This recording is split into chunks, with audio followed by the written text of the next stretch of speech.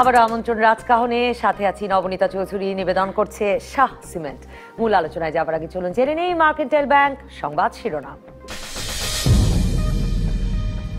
মন্ত্রীদের সততা ও নিষ্ঠার সঙ্গে কাজ করার নির্দেশ প্রধানমন্ত্রীর। মন্ত্রিসভার প্রথম বৈঠকে 7 এজেন্ডা নিয়ে আলোচনা। বিএনপিকে রক্ষায় ভারপ্রাপ্ত চেয়ারম্যান তারেক রহমানকে বাদ দেওয়ার পরামর্শ। শীর্ষ পদেও পরিবর্তনের পক্ষে মত। ঢাকা সহ 8 জেলার 11 হাসপাতালে দুদকের অভিযান। 40% চিকিৎসকই অনুপস্থিত, কঠোর ব্যবস্থার হুঁশিয়ারি। ডাকসু নির্বাচনে ভোটার ও প্রার্থিতা বিষয়ে ছাত্রলীগের সঙ্গে ছাত্রদল সহ অন্যান্য ছাত্র সংগঠনের মধ্যে মতপার্থক্য।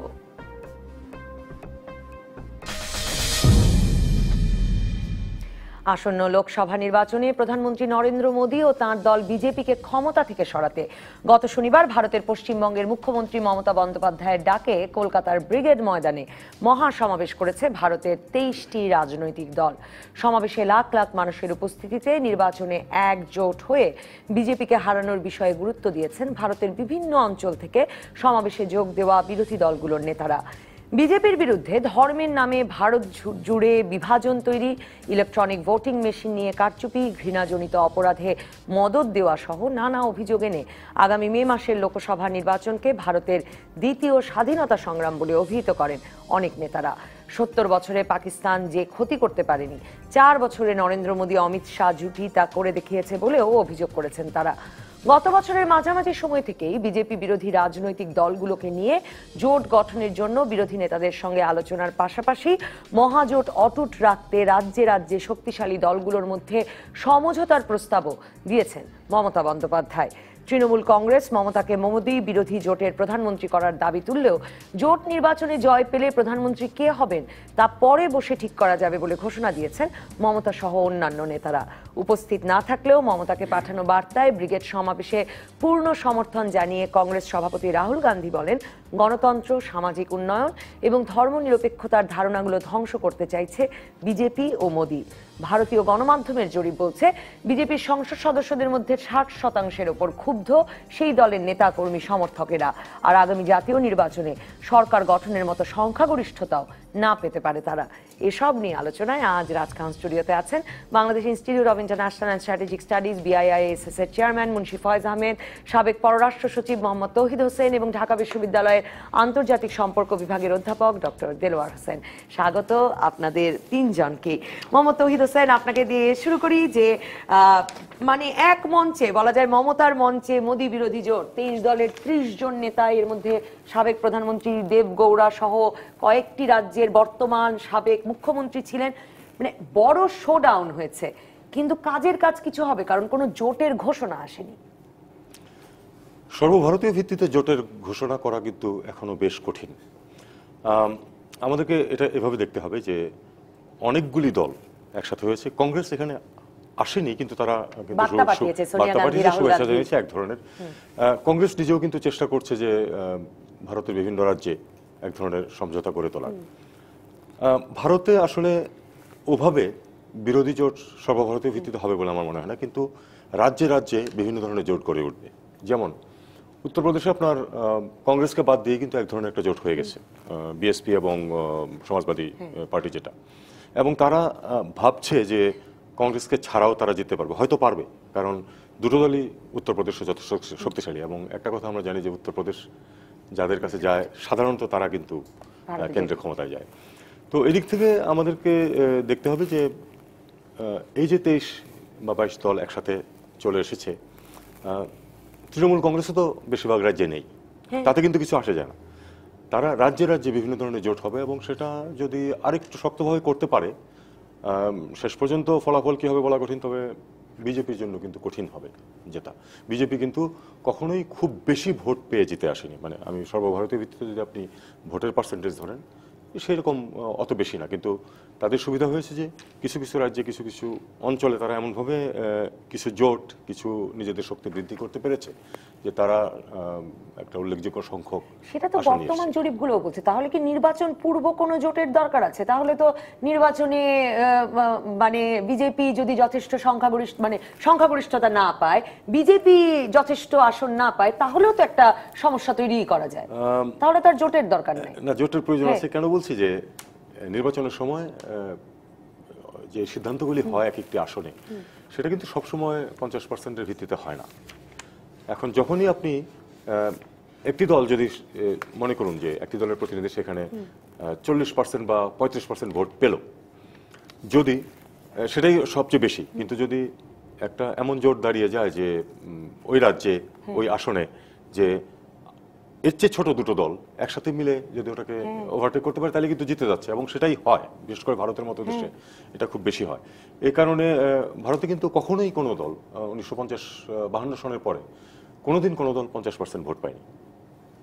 শুধুমাত্র ইন্দিরা গান্ধী যখন মারা গেলেন তখন বোধহয় একবার তারা কাছাকাছি টাচ করেছিল এরকম, এবং এক ধরনের হিসাব ছিল যে কংগ্রেসের একটা হিসাব ছিল, কংগ্রেস যদি কখনো 42% ভোট পায় তাহলে কিন্তু তারা 2/3 মেজরিটি অর্জন করে।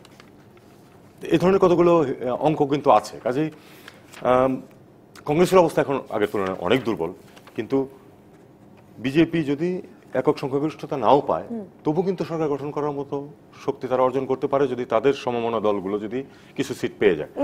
এখানেই কিন্তু এই যে সমঝোতা বা জোট গঠনের যে প্রয়োজনীয়তা নির্বাচনের আগে, সেটা কিন্তু এখানেই। কিন্তু মুন্সি ফয়েজ আহমেদ প্রায় 6 মাস আগে জুলাই মাসে মমতা ব্যানার্জি ঘোষণা দিয়ে দিয়েছিলেন যে এরকম একটা সমাবেশ, তিনি সর্বভারতীয় সমাবেশ, ঐতিহাসিক সমাবেশ তিনি 19শে জানুয়ারি করবেন। সেটা হলো বটে, কিন্তু কোনো ঘোষণা কিন্তু এলো না যে জোট গঠন হয়ে যাবে বা এটা নির্বাচন পূর্ব জোট গঠন হবে। তবে সুরটা ছিল এমন, অনেক নেতাদের বক্তৃতাতে আমি পত্রপত্রিকায় পড়ছিলাম যে সুরটা ছিল এমন যে আসন ভাগাভাগিটাই সবচেয়ে কঠিন, কিন্তু সেটা বোধহয় করতে হবে, সবচেয়ে শক্তিশালী প্রার্থীর পেছনে আমাদের সবাইকে দাঁড়াতে হবে। মানে খুব কৌশলে না এগুলো মোদিকে সরাতে পারা যে সম্ভব না, সেটা বোধহয় বুঝছেন। হ্যাঁ, সেই যেটা অ্যাম্বাসেডর তৌহিদ যেটা বলছিলেন যে এখানে সর্বভারতীয় ভিত্তিতে একটি ফেডারেল কোয়ালিশন বা এরকম কিছু হবে, সেটা নাও হতে পারে, কিন্তু তাদের আন্ডারস্ট্যান্ডিং এরকম থাকতে পারে যে বিভিন্ন জায়গায় বিভিন্ন জোট গঠন করে তারা ওই সব জায়গায় বেশি বেশি আসন লাভ করলো, তার ফলে তারা প্রয়োজনীয় সংখ্যক আসন পেল যাতে তারা কেন্দ্রে সরকার গঠন করতে পারে। তো এখানে একটা জিনিস দেখা যাচ্ছে, আমি আসলে এটা নিয়ে একটু পড়ছিলাম, তাতে দেখলাম যে কেউ কেউ চিন্তা করছে যে 3টে বড় শক্তি এখানে দাঁড়িয়ে যেতে পারে। একটা হলো বিজেপি এনডিএ, আরেকটি হলো কংগ্রেস। কংগ্রেস কিছুদিন আগে পর্যন্ত খুব খারাপ অবস্থায় ছিল, কিন্তু তারা নতুন করে বেশ উজ্জীবিত হয়ে উঠেছে এবং বেশ ভালো ফল করেছে কতগুলো, মানে মধ্যপ্রদেশ, রাজস্থান, ছত্তিশগড়, এই যে হিন্দি হার্টল্যান্ড যেটা বলে, সেই সব জায়গায় তারা 4টা জায়গাতে, 3টে প্রদেশে এবং কর্ণাটকে, এইসব জায়গায় তারা খুব ভালো করেছে। তার ফলে তারা যে উপরের দিকে উঠছে, এটা একটা নতুন লক্ষণ। আরেকটা হবে যে এদের দুজনকে বাদ দিয়ে একটা সর্বভারতীয় একটা জোট, সেটা একটা সংঘবদ্ধ জোট হোক কিংবা এই রকমের স্ট্র্যাটেজিক জোট, যে ইলেকশনের পরে বিভিন্ন জায়গায় তারা তাদের সমর্থক বা তাদের সমমনা যেসব দল আছে বিভিন্ন রাষ্ট্রে বিভিন্ন রাজ্যে তারা আগে জিতবে, তারপর সেইটাকে তারা ব্যবহার করে সর্বভারতীয়ভাবে সরকার গঠন করার দিকে। এখানে আরেকটা জিনিস আমার ভালো লাগে, মানে পড়তে পড়তে খুব কৌতূহল জাগালো, সেটা হচ্ছে কেউ কেউ বলছে যে খুব একটা বিপদের মুখে আছে ভারত যদি কংগ্রেস এবং বিজেপি অ্যান্ড এনডিএ তারা মিলে যদি 300 কম আসন পায়, এই দুটো জোট, দুটো শক্তি, তাহলে ভারতের জন্য খুব কঠিন সময় আসতে পারে। তখন যে এই যে বাকি যে তৃতীয় যে শক্তিটা আছে, তারা হয়তো সরকার গঠন করার একটা সুযোগ আসতে পারে। সেটা কিন্তু ভারতের জন্য অনেকে মনে করছেন, যে যাদের কথা আমি পড়ছিলাম তারা মনে করছেন যে সেটা একটা বিপজ্জনক জিনিস হতে পারে, কারণ সেটার স্ট্যাবিলিটি নিয়ে সন্দেহ দেখা দেবে। তারপরে যেহেতু তারা বিভিন্ন রাজ্য বা বিভিন্ন আঞ্চলিক, একটা কারণ যে মধ্যপ্রদেশ, রাজস্থানে প্রত্যেকটি জায়গায় আবার স্বতন্ত্র প্রার্থীদের বা ছোট আঞ্চলিক প্রার্থীদের ভোট বেড়েছে। আরো যেটা ব্যাপার আছে যে এখানে সব আঞ্চলিক শক্তিগুলো প্রাধান্য পাচ্ছে বিভিন্ন রাজ্যে, তো তারা যখন করবে তাদের নিজেদের অঞ্চলের বিশেষ প্রয়োজন, সেগুলোর উপর জোর দিবে। সুতরাং পলিসিতে কোহেরেন্স থাকার সম্ভাবনা কমে যাবে। তো এইসব নিয়ে অনেকে চিন্তা ভাবনা করছে। আমাদের দিক থেকে আমি মনে করি যে আমরা যে আজকে আলোচনা করতেছি এটা যে আমাদের নিজেদের কৌতূহল মেটানোর জন্য, কিন্তু ভারতে কে জিতবে না এটার ব্যাপারে যেমন ইট ডাজন্ট ম্যাটার, সেটা শুনবো আলাদা করে। কিন্তু আমার যেমন খুব ইন্টারেস্টিং লাগছিল এই মমতা ব্যানার্জির একে তো পশ্চিমবঙ্গে এত বড় সর্বভারতীয় সমাবেশ, মানে অনেক পশ্চিমবঙ্গের অনেক পত্রপত্রিকা ভাবছেন যে দিদি প্রধানমন্ত্রী, কিন্তু আমাকে কিন্তু জাতীয় ঐক্য ফ্রন্টের কথাও খুব মনে করাচ্ছিল, সেটাও আমার খুব মনে হচ্ছিল। ওখানেও খুব প্রশ্ন উঠছে প্রধানমন্ত্রী কে হবেন, সেটা তারা ইতিমধ্যেই মমতা ব্যানার্জি আজকেও বলেছেন যে এখন আমরা এটা ঠিক করব না, আমরা যদি ইলেকশনে জিতি তখন ঠিক করব। যদিও তার দলের লোকজন তার কথা বলছে, এইটা আপনাদের ইয়েতে দেখলাম স্ক্রিনে।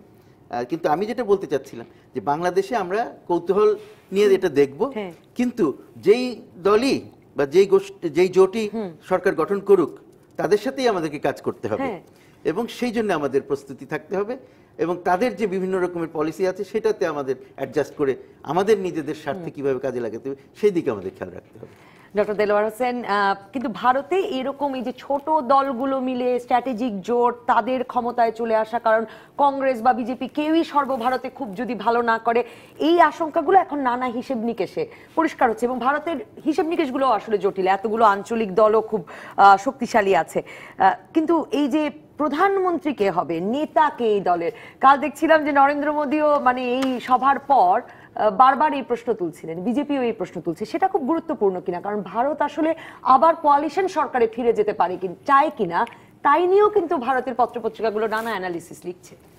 জি ধন্যবাদ। এই যে কে প্রধানমন্ত্রী হবে এটা আগে থেকে ঘোষণা করার যে বিষয়টা, এটা কিন্তু নতুন একটা বাস্তবতা ভারতের রাজনীতিতে। কখনোই কিন্তু ব্যাপারটা এরকম ছিল না। আগে যেটা ছিল যে প্রধানমন্ত্রী দলের যিনি প্রধান সেভাবে এটা নিয়ে মানে ভোটারদের মধ্যে যাওয়া বা তাদেরকে আগে থেকে বলা, এটা কিন্তু 2014 সালে নরেন্দ্র মোদীকে আগে থেকে প্রাইম মিনিস্টার ঘোষণা করে এক ধরনের নাটকীয়তা, এই কারণে হয়তো প্রসঙ্গটা আসছে। কিন্তু ভারতের রাজনীতি কিন্তু এটা অত গুরুত্বপূর্ণ বিষয় ছিল না, যে কারণে নরেন্দ্র মোদীর বা বিজেপির প্রধানমন্ত্রী বিষয়টা অনেক স্পষ্ট। কিন্তু অন্য ক্ষেত্রে অন্যান্য দলের ক্ষেত্রে বিশেষ করে যেটা নিয়ে আমরা আলোচনা করছি যে কলকাতায় যে ইউনাইটেড ইন্ডিয়া র্যালি নামে যেটি মমতা ব্যানার্জি অর্গানাইজ করলেন, সেখানে এই প্রশ্নটা আসছে। কিন্তু সেই প্রশ্নের চেয়ে তো যে আলোচনাটা ইতিমধ্যে হয়েছে যে ভারতের যে কোয়ালিশন পলিটিক্স, এই জোটের রাজনীতিটা কিন্তু মানে এটাও কিন্তু 1989-90 দিক থেকে শুরু হয়েছে আস্তে আস্তে, এবং এখন এখানে আঞ্চলিক দল কিংবা জাতীয় পর্যায়ে যে দলগুলো আছে তাদের বিভিন্ন ধরনের কোয়ালিশন তারা করছে, এবং সেই কোয়ালিশনের মধ্যে আপনার এখন যেটা আমরা দেখছি যে এই 2014-তেও যখন মোদী আসে তখনও কিন্তু সে একটা কোয়ালিশন থেকে আসে, আপনার এনডিএ থেকে আসে, এবং তার আগে আপনার মনমোহন সিং দুই দফা ক্ষমতায় ছিলেন একটা কোয়ালিশনকে নেতৃত্ব দিয়ে, সেটি হচ্ছে ইউপিএ। এবং তার আগেও আমরা দেখছি যে এই কোয়ালিশনের পলিটিক্সটা বাজপেয়ী সরকারের সময় ছিল এবং কংগ্রেস সরকারের সময় ছিল। তো এই 1950 বা 52 সাল থেকে 1990-এর দশকের শুরু পর্যন্ত কিন্তু কংগ্রেসের একক আধিপত্যের সময় কোয়ালিশনটা সেভাবে ডেভেলপ করেনি। মাঝখানে যদিও মোরারজি দেশাই 1977 সালে অল্প সময়ের জন্য ক্ষমতায় ছিলেন। কিন্তু এই যে ভারতের রাজনীতির পরিবর্তনটা, এটা খুব ইন্টারেস্টিং। এবং এখানে এখন যেটা দেখছি যে মমতার যে র্যালিটা করলো, এবং সেখানে আমরা দেখছি যে 23টি দল অংশগ্রহণ করেছে, এবং সেই দলগুলোর মধ্যে সম্পর্কটা, কংগ্রেসের সঙ্গে সম্পর্কটা খুব ইন্টারেস্টিং। কংগ্রেস এখানে প্রতিনিধি পাঠিয়েছে, আবার কংগ্রেসও কিন্তু কংগ্রেসের বিরুদ্ধে কিন্তু আপনার যদি তেলেঙ্গানাতে বলছে যে এন্টি কংগ্রেস তারা একটা কোয়ালিশন করবে, তার মানে রাজ্য ভিত্তিক বা অঞ্চল ভিত্তিক কোয়ালিশন হবে, জাতীয়ভাবে কোয়ালিশন হতে পারে, এবং একটা ব্রডলি এন্টি বিজেপি একটা ট্রেন্ডও থাকবে। তার মানে যতগুলো সম্ভাব্য উপায় আছে সেগুলো ব্যবহার করে বিজেপিকে কিভাবে ক্ষমতার বাইরে রাখা যায় সেই চেষ্টাগুলো কিন্তু থাকবে। খুব জটিল অঙ্ক না করলে এবং হিসেব খুব আগে থেকে না করলে তো আসলে বিজেপিকে এখনো সরাবার এই কিস্তিতেও কোনো সম্ভাবনা নাই। কাজে সম্ভাবনা নাকি এই সম্ভাবনা কি দেখছে, কিন্তু এই যে এখানে এই যে র্যালিতে আপনার 3টা স্টেটের কথা স্পেসিফিকলি বলা হয়েছে। একটা হচ্ছে আপনার উত্তরপ্রদেশ, যেখানে 80টি সিট আছে, তার মধ্যে 76টি সিট বিজেপি পেয়েছিল, তাদের ভোট ছিল মাত্র 35%। ভোটে তারা 76টি সিট পেয়েছিল 2014 সালে। আর এখন বিএসপি এবং সমাজবাদী দল ঐক্যবদ্ধ হওয়ার ফলে তাদের ভোটের যে হিসাবটা, মানে আগের ইলেকশনে যেটা ছিল সেটা দুইটা একত্র করলে প্রায় 50% ভোট। তার মানে এখানে বোঝা যাচ্ছে যে BJP is going to be একেবারে ফুললি আউটস্টেড। আবার আপনি পশ্চিমবঙ্গে তো মমতার একক একটা আধিপত্য আছে। আবার আপনি তামিলনাড়ুতে প্রায় 39টি সিট আছে। এই 3টে স্টেটে আপনার 161 সিট আউট অফ 545 টোটাল যে লোকসভার সিট।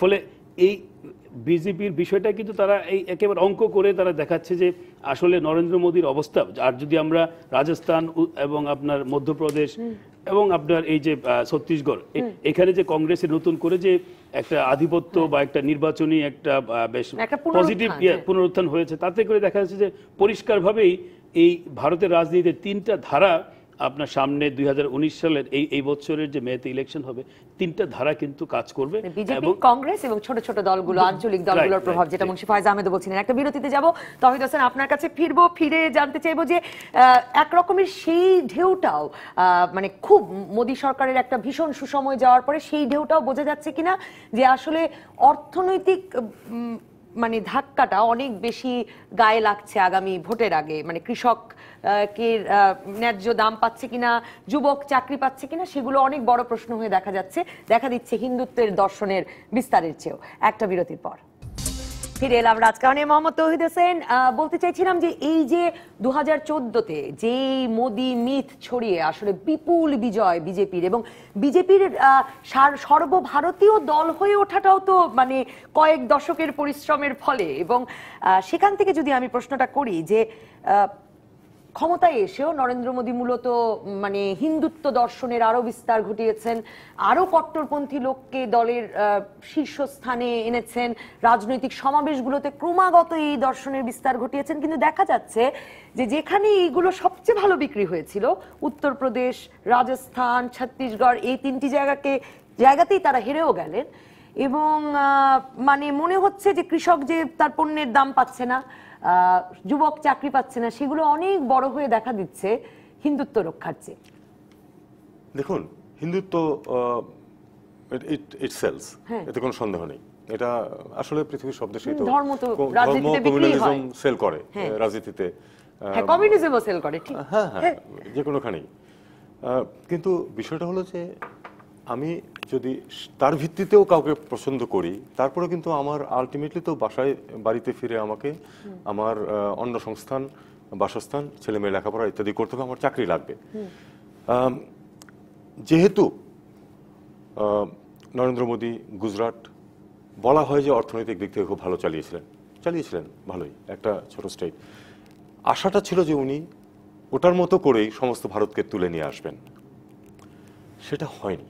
গুজরাটেও প্রচন্ড কমিউনাল পলিটিক্স করা হয়েছে, কিন্তু পাশাপাশি অর্থনৈতিক অগ্রগতি হয়েছে। হয়তো সেটা সম্ভব হয়েছে এই কারণে যে এটা নিতান্তই একটা রাজ্য এবং মাঝারি আকারের রাজ্য, সবচেয়ে বড়গুলির মধ্যে একটা না, 25টা সিট পার্লামেন্টে। কিন্তু যখন সেটাকে আপনি রেপ্লিকেট করার চেষ্টা করবেন বাকি দেশের সংস্কৃতিও এক না, জনগোষ্ঠীও একরকম না, তাদের রাজনৈতিক যে কুক্ষিগত করে রাখার ব্যবস্থা যেটা, সেটাও একরকম না, অন্য অনেকের উপর নির্ভর করতে হচ্ছে। কাজেই পাশাপাশি এখানে যেমন তিনি গুজরাটে নিয়ে যেতে পেরেছিলেন সব বড় বড় ব্যবসায়ীদেরকে, ইনভেস্টমেন্ট ভালো হয়েছে গুজরাটে পূর্ববর্তী 10 বছরে, সেই পরিমাণ অর্থ তো আপনি প্রপোর্শনেটলি সবখানে বরাদ্দ করতে পারবেন না। কাজেই যে আশাটা উনি দেখিয়েছিলেন যুব সমাজকে, দুঃখজনকভাবে ভারতীয় যুব সমাজ এর একটা আমরা লক্ষ্য করেছি, সেটা হলো যে যুব সমাজ তো প্রগতির পক্ষে থাকার কথা, কিন্তু দেখা গেছে যে ভারতীয় যুব সমাজ যে কোনো কারণেই হোক, দুঃখজনকভাবে তারা সত্যিকার অর্থেই কমিউনালিজমের পক্ষে গেছে অনেকখানি, যে কারণে বিজেপি আসলে উঠে আসতে পেরেছে তারা আজকে যে অবস্থানে আছে। কিন্তু পাশাপাশি এই যুব সমাজের কিছু প্রত্যাশাও ছিল, সেই প্রত্যাশা কিন্তু পূরণ করতে পারেননি উনি, পূরণ করার সম্ভাবনা, কারণ আপনি যে হাইপ তুলে দেবেন সেটাকে তো আপনি আসলে ম্যাটেরিয়ালাইজ করতে পারবেন না, এটাই স্বাভাবিক। কাজেই এটা একটা ফিরে আসার ব্যাপার আছে, কিন্তু ওনারা আবার চেষ্টা করবেন কিন্তু যে কমিউনালিজমের কার্ডটাই আবার গেলানো যায় কিনা মানুষকে, কারণ এছাড়া তাদের মানে খুব দ্রুত তো আসলে, কারণ মানে আমি যদি এই প্রশ্ন মানে আপনার কি মনে হয় যে আরো বাড়বে কিনা এই উদ্বেগটা তো আছে? ধর্ম আর কমিউনালিজম বেচার কথা বলছিলেন, যে এই সাম্প্রদায়িকতা বা ধর্মীয় বাড়ানো ছাড়া আসলে অন্যগুলোর সমাধান তো খুব সহজ নয়। ধর্মান্ধতাই হলো একমাত্র জিনিস যেটা চট করে খুব অল্প সময়ে, 1 সপ্তাহের মধ্যে আপনি এটাকে জাগিয়ে তুলতে পারেন। আপনি একটা কিছু অ্যাকশন করবেন, যার কারণে দেখবেন যে এটা প্রচন্ড ধর্মান্ধতা উঠে আসছে। অন্য কোনো কিছু অর্থনীতি তো আপনি একদিনে কিছু করতে পারবেন না, এক মাসে কিছু করতে পারবেন না, এক বছরে কিছু করতে পারবেন না, এটা অনেক সময়ের ব্যাপার। কোনো দেশই এক বছরে বিরাট অগ্রগতি সাধন করতে পারেনি। যে প্রত্যাশা উনি অর্থনীতিতে পূরণ করতে পারেননি, সেটা খুব এই অল্প 4 মাসের মধ্যে পারবেন, সেটা প্রত্যাশা করার কোনো কারণ নেই। কাজেই সম্ভবত বিজেপি আরেকবার একটা ধর্মীয় হিন্দুত্ববাদের ধোঁয়া তুলবে এবং সেটার ফায়দা পাওয়ার চেষ্টা করবে। একটা সন্দেহ যে সেটা আগের বারের মতো ইফেক্টিভ নাও হতে পারে। একটা জিনিস মনে রাখতে হবে যে আমরা যেটা 3টা শক্তির কথা বলছি, যে তৃতীয় যে শক্তি, সেটা কিন্তু ভারতে ভোটের পার্সেন্টেজে একেবারে কম নয়। তারা খুবই বিভক্ত, কিন্তু তারা যদি ছোট ছোট আকারে বিভিন্ন জায়গায় একসাথে হয়ে আসে, তাহলে কিন্তু জরিপগুলো বলছে ছোট দলগুলোর স্বতন্ত্র প্রার্থীদেরও ভোট বাড়ছে। সর্বভারতীয় দলের একটা জিনিস কিন্তু আমাদের মনে রাখতে হবে যে এখন যারা বিজেপি বিরোধী ধোঁয়া তুলেও যারা ছোট ছোট গ্রুপে একসাথে হবে, তারা কিন্তু ভারতের রাজনীতিতে এটা সবসময় দেখা গেছে যে যখনই কোয়ালিশন রাজনীতিটা এসে যায় সামনে, সম্ভবত আগামীতে একটা কোয়ালিশন রাজনীতি আসবেই, কারণ বিজেপির মার্জিন তো খুব বেশি নয়, অর্ধেকের চেয়ে যে তার খুব বেশি আসন দখল করেছে তা তো না। কাজে তাদের যদি প্রেডিক্ট যেটা করা হচ্ছে যেটুকু তারা অবশ্যই হারাবে, সেক্ষেত্রে তাদের কিন্তু অন্যদের উপর নির্ভর করতে হবে। এখন এমন হওয়া মোটেই অসম্ভব নয়, যারা আজকে বিজেপি বিরোধিতা করছে এবং তৃতীয় গ্রুপিং এর মধ্যে আসছে, দি মোমেন্ট কোয়ালিশনের প্রশ্ন আসবে, হর্স ট্রেডিং শুরু হবেই, এবং সেখানে দেখবেন যে সম্পূর্ণ উল্টো কথা বেরিয়ে আসছে ছোট ছোট দলের নেতাদের মুখ থেকে। এবং তখন কারা যে সেই ছোট দলগুলোকে ঠিকমতো তাদের পক্ষে নিয়ে আসতে পারবে, তার উপরে হয়তো নির্ভর করবে যে সেজন্যই হয়তো অনেকে গতকাল শনিবারের মঞ্চে নির্বাচন পূর্বেই জোট এবং আসন ভাগাভাগিটা গুরুত্বপূর্ণ এমন কথাও বলেছেন, দেবগৌড়াও সেটা বলেছেন। আপনি বলছিলেন যে কে আসলো না আসলো আমাদের কৌতূহলের খোরাক হতে পারে, কিন্তু ভারতে যেই আসুক সেটা মানে আমাদের জন্য, আমরা তার সঙ্গেই কাজ করব, তা তো নিশ্চয়ই। কিন্তু শনিবারের এই বিরোধী সমাবেশে, মোদী বিরোধী সমাবেশে এই কথাটাও বারবার এসেছে যে ভারতের যে একটি মূল শক্তির ভিত্তি এবং রাষ্ট্রীয় প্রতিশ্রুতি যে ধর্মনিরপেক্ষ রাষ্ট্র গঠনের, সেই ভিত্তিটা, সেই বিশ্বাসটা নষ্ট করে দিচ্ছে মোদী সরকার এবং বিজেপি সরকার। আমি আপনার কাছে জানতে চাই যে এই ধোঁয়া যদি নির্বাচনের আগে আরো বাড়ে, সেটারও তো মানে একটা প্রভাব থাকে আসলে। সেটা তাদের অভ্যন্তরীণ রাজনীতিতে এবং ইলেকশনের প্রভাব, সেটা তারা ব্যবহার করলে আমাদের তো করার খুব বেশি কিছু থাকবে না।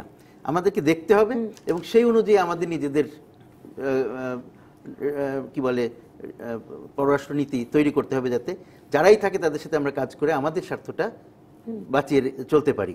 তো সেই জন্য সেটা কিন্তু তাদের দেশে, সেটা যেটা অ্যাম্বাসেডর তহিদ যেটা বলছিলেন, যে এটা আবার চেষ্টা করবে, আমিও সেটাই মনে করি যে যেহেতু অর্থনৈতিক অন্যান্য ক্ষেত্রে খুব বেশি অগ্রগতি সাধিত করতে পারেননি বা যা কিছু বলেছিলেন সেগুলো করতে পারেননি এই সরকার, তার ফলে তাদেরকে আবার ওই সাম্প্রদায়িক এবং ধর্মীয় কট্টরপন্থী পন্থার কথা বলে সেইখানে সেই দিকে মানুষকে আকৃষ্ট করে আবার চেষ্টা করার একটা নিশ্চয়ই একটা ব্যাপার আছে। কিন্তু আরেকটা জিনিস যেটা লোকে আলাপ আলোচনা করছে ভারতের পত্রপত্রিকায় যে দেখলাম, যে তাদের এই ইলেকশনে, আগামী ইলেকশনে বিজেপির জন্য কঠিন হবে তাদের, বিশেষ করে ইউপি, তারপরে মধ্যপ্রদেশ,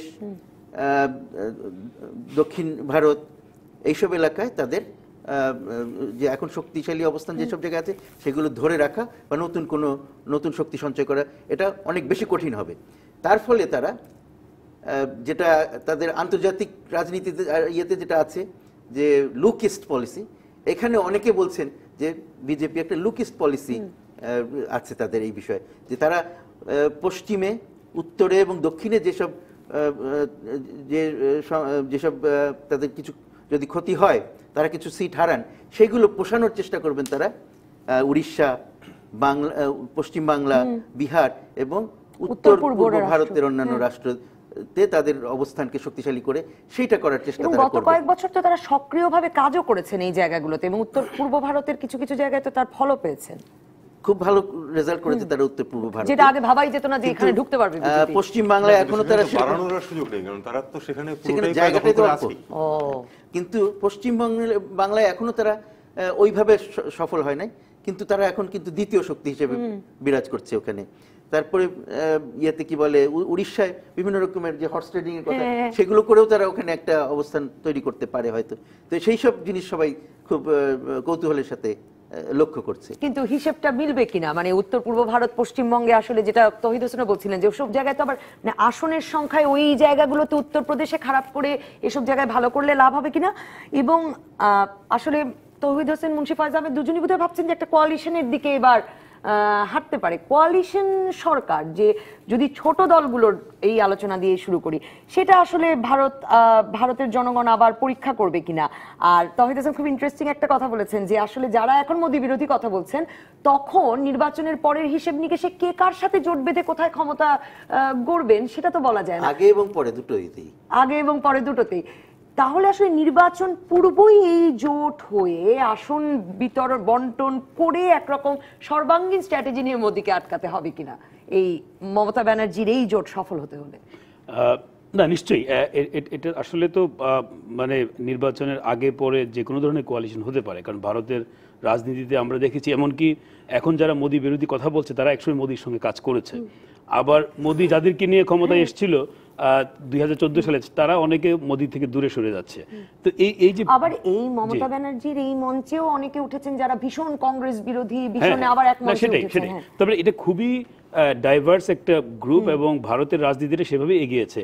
এবং নির্বাচন যত এগিয়ে আসবে, ইলেকট্রাল যে স্ট্র্যাটেজি, ভারত যেহেতু একটা ফেডারেল স্টেট, ফলে ফেডারেল স্টেটের জন্য কিছু সুবিধা আছে যে জাতীয়ভাবে তারা এক ধরনের কোয়ালিশনের কথা বলবে বা এক ধরনের অবস্থান থাকবে, অন্যদিকে আবার রাজ্য পর্যায়ে তাদের একটা ভিন্ন ক্যালকুলেশন কাজ করতে পারে। কারণ তাদের একটা কমন এনিমি যদি তারা ঠিক করতে পারে, যে যদি এমন হয় যে কংগ্রেসের কমন এনিমি মোদি এবং এই যে তৃতীয় যে জোটটির কথা বলছি আমরা, থার্ড ফ্রন্ট, একসময় থার্ড ফ্রন্ট বলা হতো, যদিও সেটা একেবারে নতুন কিছু না, মমতা যেটা করতে চাচ্ছে সেটা একেবারেই নতুন না, কারণ থার্ড ফ্রন্ট বলে এই আইডিয়াও ছিল আপনার এই ভারতের রাজনীতিতে খুব বেশি দিন আগে না। ফলে আমি যদি এটাকে থার্ড ফ্রন্টও বলি, সেই থার্ড ফ্রন্টেরও কমন এনিমি যদি মোদি হয়, আবার মোদির যে কমন এনিমি একই সঙ্গে কংগ্রেস এবং এই ফ্রন্ট, ফলে একটা ত্রিমুখী লড়াই আমরা দেখছি। এবং সেই লড়াইটা কিন্তু এর রাজ্য পর্যায়ের এক ধরনের স্ট্র্যাটেজি থাকবে, আবার জাতীয় পর্যায়েও থাকতে পারে। এইভাবেই কিন্তু ইলেকশনের সামনে এগিয়ে যাবে। এবং তারপর আমার কাছে যেটা মনে হচ্ছে যে নরেন্দ্র মোদী কোনোভাবেই সুবিধা করতে পারবে না। আমার মনে হচ্ছে যে বিজেপির যে ইলেকট্রাল ভিক্টরি যদি আপনি দেখেন, যে আমাদের একেবারে প্রতিবেশী রাজ্য ত্রিপুরা, সেই আপনারা কি একমত নন? মানে সেটা বলবার এখনো সময় আসে না। সেটা সময় আসে না নিশ্চয়ই। আমরা হয়তো কেউ আরো এক বছর আগেও বলতে পারে, আমরা এখনো বলতে পারি, অথবা সামনে পরিস্থিতিটা আরো ক্লিয়ার হবে। কিন্তু যে ট্রেন্ড দেখা যাচ্ছে, সেই ট্রেন্ডে কিন্তু মোদির অবস্থা খুবই, আমি বলবো যে বেশ ডিক্লাইন। এবং আপনি ইস্যুগুলো যদি দেখেন, যে মোদি শুধু কমিউনালিজমের কার্ড বিক্রি করে সে আসে নাই, সে কংগ্রেসের বিরুদ্ধে স্ট্রং করাপশন এলিগেশন নিয়ে এসে এসেছিল। এখন সেই মোদিই কিন্তু এই যে রাফায়েল যে স্ক্যান্ডাল এবং আরো কয়েকটা ইস্যু এখানে আছে করাপশন রিলেটেড, ফলে এটা কিন্তু একটা তার বিরুদ্ধে ব্যবহার করতে হচ্ছে। এবং সেই তার দল এবং তার সরকার কিন্তু এই করাপশনের। অন্যদিকে নরেন্দ্র মোদিও শনিবারের মঞ্চে সকল নেতারা এটা বলেছেন, অনেককে আদালতে হাজিরা দিয়ে আসতে হয়েছে, অনেকে থানা ঘুরে এসেছেন, যে তারা বলছিলেন যে তারা সবাই হাত মিলিয়েছেন আর মোদি হাত মিলিয়েছে সিবিআই এর সাথে, মানে করাপশন, মানে দুর্নীতির মামলা তিনি সবার বিরুদ্ধে দিচ্ছেন। মোদি বলছেন বা বিজেপি বলছে যে তারা তাদের পরিবার, তাদের সাম্রাজ্য, এগুলো রক্ষা করার জন্য তারা এক জায়গায় এসছে। এগুলো হয়তো রাজনৈতিক চোরের ঐক্য বলতে পারে, বাট এগুলো তো পলিটিক্যাল বিভিন্ন ধরনের রেটরিক সেটা কাজ করে। কিন্তু নির্বাচনের যে ফলাফলগুলো আমরা দেখছি এই পর্যন্ত রাজ্য পর্যায়ে, এবং আপনার এই ফলাফলগুলো কিন্তু খুব গুরুত্বপূর্ণ। এবং কংগ্রেসকে যেখানে একেবারে আপনার মানে টোটালি রোলড আউট করে দেওয়া হয়েছিল, আপনি যদি 2014-15 সালের কংগ্রেসের অবস্থা চিন্তা করলে, আজকে যে কংগ্রেস যে জায়গায় আছে সেটি কিন্তু মানে ওই সময়ের চিন্তা করলে সেটা একেবারেই আনইমাজিনেবল। এবং এই জায়গাটাতে কংগ্রেস যদি এই জায়গায় আসতে পারে, আবার অন্যান্য দলগুলো যেভাবে সামনে আসছে, স্থিতিশীলতার বিষয়টা আসলে ভারতের জনগণের মাথায় কাজ করবে কিনা, মানে একটি ইয়ের নেতৃত্ব ছাড়া, মানে একটি সর্বভারতীয় দলের নেতৃত্ব ছাড়া কোনো কোয়ালিশনও কাজ করবে কিনা, সেই প্রসঙ্গটা নিয়ে আমি একটু আলাপ করতে চাই একটা বিরতির পর। ফিরে এলাম রাজকাহনে ডক্টর দেলোয়ার হোসেন। কিন্তু সর্বভারতীয় একটি দলের নেতৃত্ব ছাড়া আসলে মানে মানুষও আস্থা রাখবে কিনা, কারণ এর আগে আমরা দেবগৌড়ার সরকার, বিপি সিং এর সরকার, নানা সময় যে কোয়ালিশন সরকারগুলো, মানে আমি এখন এই মুহূর্তে মনে করতে পারছি, সেগুলো তো খুব বেশি স্থায়ী হয়নি। কাজেই স্থায়িত্বের জন্য তো মানুষের সেই দিকে যাওয়ার কথা কিনা। আর আসলে বলছিলেন যে কে হবে প্রধানমন্ত্রী সেটা এখনই ঠিক করার দরকার নেই, শনিবারের মঞ্চে মমতা ব্যানার্জি সহ অনেক নেতাই সেটা বলেছেন, কিন্তু কে হবেন মানে সেটা আসলে গুরুত্বপূর্ণ কিনা। আর মমতা ব্যানার্জির হওয়ার সম্ভাবনা আছে, অরবিন্দ কেজরিওয়াল আছেন, শরদ পাওয়ার আছেন, চন্দ্রবাবু নাইডু আছেন, অনেক স্টার তো সেই মঞ্চে। না, আমার মনে হয় না যে ভারতীয় জনগণ বা যারা ভোটার তাদের মধ্যে ঠিক ভারতের স্টেবিলিটির জন্য বা নানান কারণে তারা যে একেবারেই সর্বভারতীয় দলকে ভোট দিতে হবে ঠিক তা না, কারণ তারা কিন্তু গত 3 দশকে অনেকটা অভ্যস্ত। আপনার এমনকি ছোট ছোট দলকে ভোট দেয়া, আঞ্চলিক দলগুলোকে ভোট দেয়া, অথবা রাজ্য পর্যায়ে যারা জনপ্রিয় সেই দলগুলোকে ভোট দেওয়ার মাধ্যমে কিন্তু তারা, আমরা দেখছি ভারতীয় রাজনীতি আবর্তিত হচ্ছে। কারণ ভারতের যে রাজনৈতিক ব্যবস্থাটা যে আপনি দেখেন বা সরকারে যারা আসে, শেষ পর্যন্ত বিজেপি বা কংগ্রেস মানে সর্বভারতীয় একটি দল থাকতে হয় কিনা, সর্বভারতীয় সে তো থাকে, সেটা থাকে, নরমালি থাকে। আপনি যাকে থার্ড ফ্রন্ট বলছিলেন, থার্ড ফ্রন্ট কখনো সরকার গঠন করতে পেরেছে না, পেরেছে আপনার বিপি সিং কিংবা দেবে গৌড়া বা এদেরকে বলতে পারি, কিন্তু থার্ড ফ্রন্টের সরকার স্থায়ী হয়নি। তো সেই দিক থেকে কোয়ালিশন গভর্নমেন্টের 2 ধরনের চরিত্র, মানে 2টো অভিজ্ঞতা আছে ভারতে। একটা হচ্ছে আপনার এই যেটা বিজেপি এবং আপনার কংগ্রেসের বাইরে থেকে। আবার আমরা লক্ষ্য করেছি যে আপনার এই যে ইউপিএ এবং এনডিএ অত্যন্ত সফল কিন্তু তাদের কোয়ালিশন বা সরকার পরিচালনার ক্ষেত্রে, পার্টিকুলারলি মনমোহন সিং এর যে ইউপিএ গভর্নমেন্ট একেবারে পরপর 2টো মেয়াদ 2টো টার্ম পরিপূর্ণ করেছে, এবং সেই সময়ে ভারতের ব্যাপক অর্থনৈতিক অগ্রগতি হয়েছে, এবং ভারতের মূলত যে আধুনিক ভারতের বিকাশটা কিন্তু এই ইউপিএ সরকার সময় হয়েছে। ফলে এই ধরনের সরকারের সাথে ভারতীয় জনগণের পরিচিত, ফলে আমার মনে হয় না এটা বড় কোনো বিষয় হবে যে সর্বভারতীয় দল কি না। তবে সর্বভারতীয় দলের ব্যাপারে ভোটারদের একটা আগ্রহ তো থাকবে, কারণ একটা ন্যাশনাল পার্টি ছাড়া কিন্তু সেভাবে সারা দেশে নির্বাচন কন্ডাক্ট করা, পাশাপাশি সরকার পরিচালনা করা, এই বিষয়গুলো তো থাকবে। কিন্তু ভারতের রাজনীতি এত জটিল এবং এখানে ডাইভার্সিটি কারণে এই অঞ্চল ভিত্তিক চিন্তা, রাজ্য ভিত্তিক চিন্তাটা কিন্তু খুব গুরুত্বপূর্ণ। আপনি দেখেন আমাদের প্রতিবেশী যে রাজ্য পশ্চিমবঙ্গে, এই বলা যায় যে এখন আপনার এই পর মমতাকে দিচ্ছে, কিন্তু মমতার দলটা কি, সে তো সর্বভারতীয় কোনো দল না, যদিও সে অন্যান্য মানে রাজ্য মানে তৃণমূল কংগ্রেস তারা প্রার্থী দিচ্ছে, অফিসিয়ালি হয়তো সর্বভারতীয়, কিন্তু সেই অর্থে প্রেজেন্সটা ওরকম নাই। ফলে এটা বড় কাজ করে না, কারণ ভারতের প্রত্যেকটা রাজ্য কিন্তু আলাদাভাবে একটা বড় ইকোনমি, একটা বড় কালচার, একটা বড় একটা সত্তা। ফলে তারা কিন্তু ওই দিকটা অনেক বেশি চিন্তা করছে। এবং ভারতের যে স্থিতিশীলতার ব্যাপারটা, যে পলিটিক্যাল ইন্টিগ্রেশন ন্যাশনাল লেভেলে, এটা কিন্তু যারাই ক্ষমতায় থাকুক তারা কিন্তু এই ব্যাপারে তারা কিন্তু ঐক্যবদ্ধ। সেখানে বিজেপি, সেখানে আপনার রাজ্য পর্যায়ের দল কিংবা কংগ্রেস, তাদের মধ্যে কিন্তু বড় কোনো পার্থক্য নাই। এবং আমরা জানি যে ভারতীয় রাজনীতিবিদরা মানে বাই অ্যান্ড লার্জ তারা তাদের মধ্যে যে দেশপ্রেম বা তারা ভারতের ব্যাপারে তাদের যে একটা কমিটেড অবস্থান, সেটা কিন্তু আছে, এই সুবিধাটা তারা পাচ্ছে। তাদের রাজনৈতিক কালচারের মধ্যে ওই জায়গাটা অনেক স্ট্রং, যে এক ভারত, এটাকে ধরে রাখা। ফলে পলিটিক্যালি তারা বিভিন্ন দলকে ভোট দিতে পারে, তারা কোয়ালিশন গভর্নমেন্ট করতে পারে, তারা এককভাবে গভর্নমেন্ট তৈরি করতে পারে।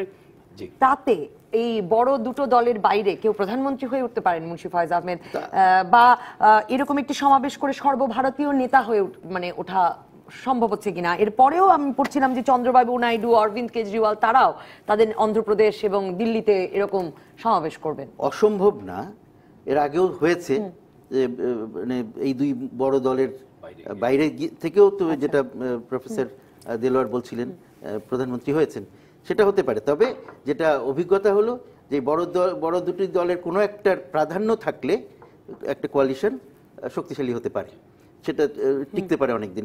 এটা আমরা আগেও দেখেছি, হতে পারে। আর আমার চিন্তাটা অন্যখানে, যে আমরা এখানে বসে যা আলাপ করছি, আমাদের অবস্থান সম্বন্ধে আমি চিন্তা করছি, সেটা হচ্ছে যে একটা ব্যাপারে আমি বেশ খুশি যে বর্তমান যে সরকার আছেন বাংলাদেশে, তারা কিন্তু ভারতে বিভিন্ন ধরনের সরকারের সাথে বা বিভিন্ন দলের সরকারের সাথে মোটামুটি ভালো সম্পর্ক বজায় রেখে, যে আওয়ামী লীগ সরকারের সম্পর্ক শুধুই কংগ্রেস সরকারের সাথে সেটাকে ভুল প্রমাণ করেছে এই সরকার। এবং তাতে সুতরাং আমরা আশাবাদী যে যেই আসুক তার সাথে এই সরকার সুন্দর সম্পর্ক রেখে বাংলাদেশের প্রধানমন্ত্রী হয়ে গেলে তাতেও এক ব্যবস্থা হবে। হ্যাঁ, এখনই আমরা ওইভাবে চিন্তা করার দরকার কি, যখন যেটা হবে। তবে আমাদের নিজেদের স্বার্থেই ভারতে যারাই সরকার গঠন করে তাদের সাথে ভালো সম্পর্ক রাখতে হবে এবং তাদেরকে বোঝাতে হবে যে আমাদের স্বার্থ আর তাদের স্বার্থ একসাথে সংযুক্ত।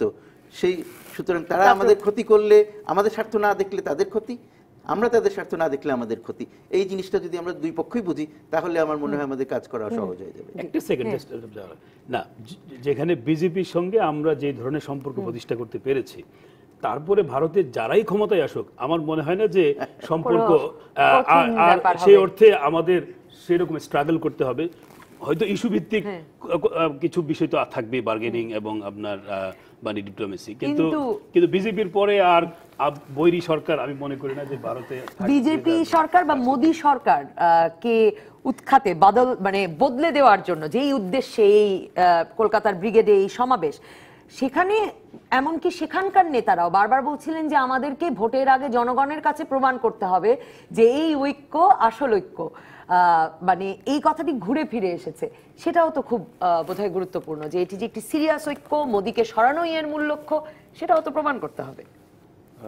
এই প্রসঙ্গে যাওয়ার আগে শুধু একটা কথা আমি অ্যাড করি মুন্সি ফয়েজ সাহেবের সাথে, সেটা হলো যে আসলে যারা ভাবতো যে শুধু আওয়ামী লীগ শুধু কংগ্রেসের সাথেই ভালো সম্পর্ক রাখতে পারে, অন্য পার্টির সাথে নয়, তাদের মূল ধারণাটাই ছিল ভুল। আমার মনে হয় না যারা আন্তর্জাতিক রাজনীতি নিয়ে আসলে একটু ভাবেন বা চিন্তা করেন তারা কখনোই এরকম মনে করতেন না। এটা একটা সাধারণ ধারণার মতো ছিল, যেটা যারা আসলে এটার গভীরে ঢোকেন না। এটা অবধারিত ছিল যে ভারতে যে সরকারই আসুক এবং বাংলাদেশে যে সরকারই আসুক না কেন, তাতে করে বিরাট কোনো তফাৎ হয়ে যাবে না, কারণ ভারত তার স্বার্থ দেখবে এবং ভারতের স্বার্থে যদি যে কোনো এক সরকারের সাথে যদি সম্পর্ক ভালো রাখাটা সুবিধাজনক মনে হয়, তাহলে ভারতে যেই সরকার আসুক না কেন তারা সেটাই করবে। এবার মূল প্রসঙ্গে আসি, যেটা সেটা হলো যে মোদী বিরোধী জোটের মোদী বিরোধী জোট। এখন প্রথম কথা হলো যে কোয়ালিশন সরকার মানে কিন্তু অস্থিতিশীল না। আমরা ভারতে যদি দেখি যে যে সরকারগুলি তেমন স্থিতিশীলতা পায়নি, সেখানে ছিল যে তারা বাহিরের সমর্থন নিয়ে সরকারটা গঠন করেছিল।